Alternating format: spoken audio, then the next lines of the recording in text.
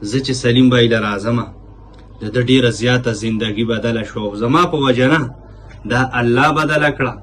او تاسو مسلمانانو سلیم بای په لږ وخت کې تاسو دومره ډېر سپورټ وکړو، دومره ډېر چې هغه نه م یو هیره جوړه کړه.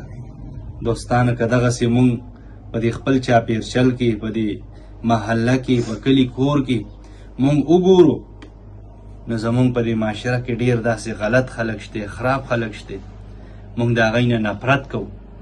نشه، آیس، چرس دا انسان دومره نه خرابوي څومره چې د خپل کور خلک پیغور ورکوي، رور خور ولا پیغور ورکوي، خلک ولا پیغور ورکوي.